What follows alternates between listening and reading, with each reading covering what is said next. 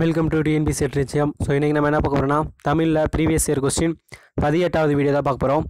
First question, Tamil கெழுக்கூடல் என்று மதுரையை போற்றும் நூல். தமிழ் கெழுக்கூடல் என்று மதுரையை போற்றும் நூல். ஸோ எந்த நூல் அப்படின்னா புறநானூறு தான் வந்து மதுரையை தமிழ் கெழுக்கூடல் அப்படின்னு சொல்லுது.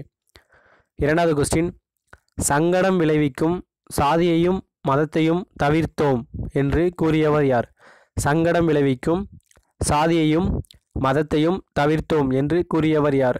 ஸோ இது எந்த இதில் இருக்குன்னா 10th புக்கில் வள்ளலார் பற்றிய பாடத்தில் இருக்குது, 10ஆம் புக்கில் பழைய புக்கில். ஸோ எந்ததுன்னா வள்ளலார் தான் சொல்லியிருக்காரு, சங்கடம் விளைவிக்கும் சாதியையும் மதத்தையும் தவிர்த்தோம் அப்படின்னு.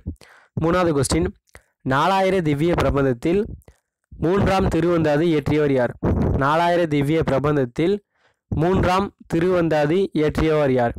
யார் எழுதினாங்கன்னா பேயாழ்வார். பேயாழ்வார் அப்படிங்கிறவர் தான் வந்து 4000 திவ்ய பிரபந்தத்தில் 3ஆம் திருவந்தாதி இயற்றியவர்.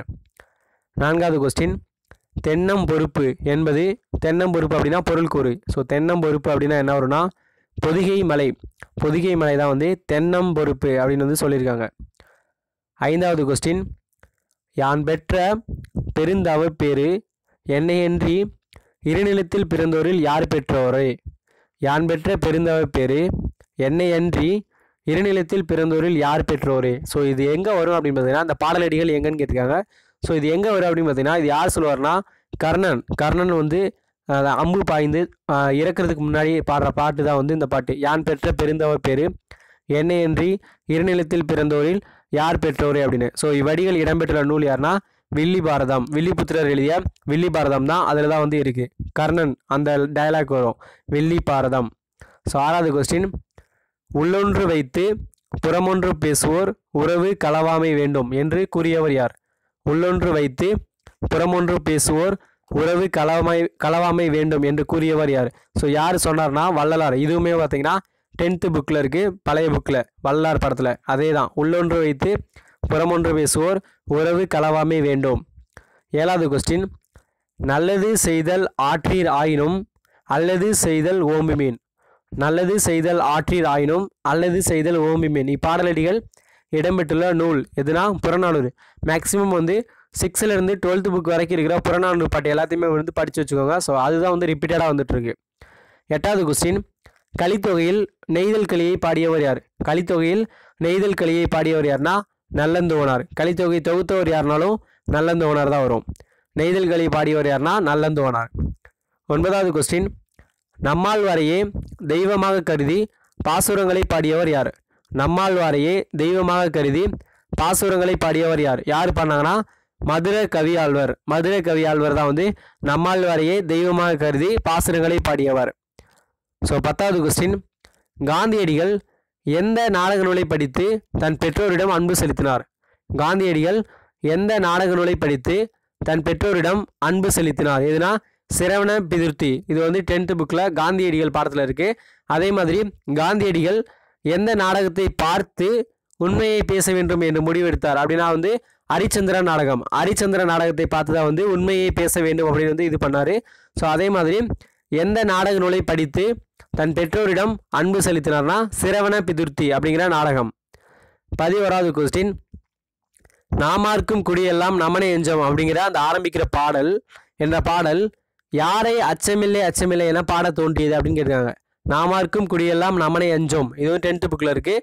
ஸோ அப்படிங்கிற பாடல் யாரை அச்சமில்லை அச்சமில்லை என பாட தோன்றியது அப்படின்னா பாரதியார். பாரதியார் தான் வந்து அச்சமில்லை அச்சமில்லை அப்படின்னு வந்து பாட தோன்றியது. அந்த பாட்டிலிருந்து வந்ததாக வந்து இந்த அச்சமில்லை அச்சமில்லை அப்படிங்கிற பாட்டு. 12வது கொஸ்டின், அலை எனும் சொல்லின் பொருள். 12வது கொஸ்டின், அலை எனும் சொல்லின் பொருள். ஸோ அலை அப்படின்னா புற்றுன்னு வந்து நமக்கு தெரியும். அலை அப்படின்னா புற்று. 13வது கொஸ்டின், குறிஞ்சி நிலத்திற்குரிய தெய்வம். குறிஞ்சி நிலத்திற்குரிய தெய்வம் முருகன். முருகன் தான் வந்து குறிஞ்சி நிலத்திற்குரிய தெய்வம். ஸோ இதுக்கு பார்த்தீங்கன்னா 5 நிலத்திற்குரிய தெய்வங்கள் என்னென்னா ஆக்சுவலாக ஷார்ட்கட் மாதிரி. முறுக்கு தின்றால் இன்பம் வரும் கொடு. முறுக்கு தின்றால் இன்பம் வரும் கொடு. ஸோ முறுக்கு தின்றால் இன்பம் வரும் கொடு இந்த மாதிரி வச்சிட்டிங்கன்னா குறிஞ்சி. குறிஞ்சிக்கு வந்து முருகன், தின்றால் தீனா திருமால், ஈனா இந்திரன், வரும்னா வானா வருணன், கோணா கொற்றவை. குறிஞ்சி முல்லை மருதம் நெய்தல் பாலை. குறிஞ்சி முல்லை மருதம் நெய்தல் பாலை. ஸோ குறிஞ்சிக்கு முருகன், முல்லைக்கு வந்து திருமால், மருதம் இந்திரன், நெய்தல் வருணன், பாலை வந்து கொற்றவை. ஸோ முறுக்கு தின்றால் இன்பம் வரும் கொடு, முறுக்கு தின்றால் இன்பம் வரும் கொடு. அதில் ஃபர்ஸ்ட் லெட்டர் மட்டும் ஞாபகம் வச்சுக்கோங்க. ஸோ கடவுளுக்கு. ஸோ குறிஞ்சி நிலத்துக்குரிய தெய்வம் யாருன்னா முருகன். 14வது கொஸ்டின், 10 பாட்டில் குறைந்த அடிகளையுடைய நூல். 10 பாட்டில் குறைந்த அடிகளையுடைய நூல் எந்த நூல்னா முல்லைப்பாட்டு. 10 பாட்டில் குறைந்த அடிகளையுடைய நூல் எந்த பாட்டுனா முல்லைப்பாட்டு. 15வது கொஸ்டின், நாடகவியல் என்ற நூலின் ஆசிரியர். 15வது கொஸ்டின், நாடகவியல் என்ற நூலின் ஆசிரியர் யாருன்னா பரிதிமார் கலைஞர். பரிதிமார் கலைஞர் தான் வந்து நாடகவியல் அப்படிங்கிற நூலோட ஆசிரியர். 16வது கொஸ்டின், சரஸ்வதி அந்தாதி எனும் நூலை இயற்றியவர் யாருன்னா கம்பர். சடகோ பரந்தாதி, ஏர் எழுபது, சிலை எழுபது, சரஸ்வதி அந்தாதி, கம்பராமாயணம் இது எல்லாத்தையும் எழுதியார்னா கம்பர். இவர் எத்தனாம் நூற்றாண்டை சேர்ந்தவர்னா 2ஆம் நூற்றாண்டை சேர்ந்தவர். இவர் யாரிடம் அமைச்சராக இருந்தார்னா 2ஆம் குலோத்துங்க சோழனிடம் வந்து அமைச்சராக இருந்தார். கம்பர் யாரிடம் வந்து அமைச்சராக இருந்தார்னா 2ஆம் குலோத்துங்க சோழனிடம். அதே மாதிரி ஜெயங்கொண்டார் யாரிடம் அமைச்சராக இருந்தார்னா முதல் குலோத்துங்க சோழன். இது ரெண்டுக்கும் வந்து டிஃப்ரென்ஸ் தெரிஞ்சு வச்சுக்கோங்க. ஜெயங்கொண்டார் வந்து முதல் குலோத்துங்க சோழன், கம்பர் வந்து 2ஆம் குலோத்துங்க சோழனிடம் அமைச்சராக இருந்தார். ஆனால் எல்லாருமே வந்து ஒரே காலத்தவங்க. கம்பர், ஜெயங்கொண்டார், ஒட்டக்குத்தர், சேக்கிலார், ஔவையார் இவங்க எல்லாமே வந்து ஒரே காலத்தவர்கள். 17வது கொஸ்டின், கூத்தராற்றுப்படை என சிறப்பு பெயர் பெற்ற நூல். 17வது கொஸ்டின், கூத்தராற்றுப்படை என சிறப்பு பெயர் பெற்ற நூல் எதுனா 10 பாட்டு நூல் மலைபடுகிராம். மலைபடுகிராம் தான் வந்து கூத்தராற்றுப்படை அப்படின்னு சொல்லுவாங்க. 18வது கொஸ்டின், கால்டுவெல் பிறந்த நாடு. கால்டுவெல் பிறந்த நாடு எதுனா அயர்லாந்து. கால்டுவெல் எங்கே பிறந்தாருன்னா அயர்லாந்து. அதே மாதிரி வீரமாமுனிவர் பிறந்த நாடு எதுனா இத்தாலி. இதுவுமே கேட்டிருக்காங்க. வீரமாமுனிவர் பிறந்த நாடு இத்தாலி. அதே மாதிரி ஜிஇபோ பிறந்த நாடு எதுனா பழைய 9th புக்கில் என்ன கொடுத்துருக்காங்கன்னா பிரான்ஸ் அப்படின்னு கொடுத்துருக்காங்க. பிரான்ஸில் ஒரு எட்வர்டு தீவில் வந்து ஜிஇபோ பிறந்தாருன்னு அப்படி கொடுத்துருக்காங்க, எட்வர்டு தீவில் அப்படின்னு. ஸோ 11th புது புக்கில் என்ன கொடுத்துருக்காங்கன்னா ஜிஇபோ எங்கே பிறந்தாருன்னா கனடாவில் பிறந்தார் அப்படின்னு கொடுத்துருக்காங்க. ஸோ ஜிஇபோ எங்கே பிறந்தாருன்னா கனடாவில் பிறந்தார்னு கொடுத்துருக்காங்க. நீங்கள் விக்கிபீடியாவில் சர்ச் பண்ணாலுமே ஜிஇபோ எங்கே பிறந்தாருன்னா கனடாவில் பிறந்தார். ஸோ கனடாங்கிறது ஞாபகம் வச்சுக்கோங்க. வீரமாமுனி வந்து இத்தாலி, கால்டுவெல் வந்து அயர்லாந்து. 19வது கொஸ்டின், மரபு கவிதையின் வேர் பார்த்தவர், புது கவிதையின் மலர் பார்த்தவர் என்று பாராட்ட பெற்றவர் யார்? மரபு கவிதையின் வேர் பார்த்தவர், புது கவிதையின் மலர் பார்த்தவர் என்று பாராட்டப்படுவர் யாருன்னா அப்துல் ரகுமான். 20வது கொஸ்டின், திருக்குறளின் பெருமையை போற்றி இணை இல்லை முப்பாலுக்கு இந்நிலத்தே என பாடியவர் யார்? யாருன்னா இணை இல்லை முப்பாலுக்கு இணைத்தே என பாடியவர் யாருன்னா பாரதி தாசன்.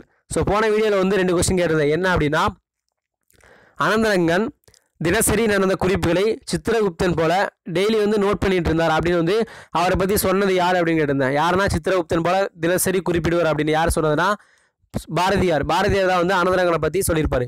ஸோ 2வது கொஸ்டின், வானம் வசப்படும் அப்படிங்கிறது அதில் வந்து அனந்தரங்கன் பற்றி இருக்குது. ஸோ அந்த வானம் வசப்படும் அப்படிங்கிற நூலை எழுதியவர் யார் அப்படின்னு கேட்டிருந்தேன். வானம் வசப்படும் அப்படிங்கிற நூலை எழுதினா பிரபஞ்சன். ஸோ இன்னைக்கான 2 கொஸ்டின் என்னன்னா பிரபஞ்சனோட இயற்பெயர் என்ன? பிரபஞ்சனோட இயற்பெயர் என்ன? First question. 2வது கொஸ்டின், திருக்கோவையை எழுதியவர் யார்? ஃபர்ஸ்ட் கொஸ்டின் பிரபஞ்சனோட இயற்பெயர்.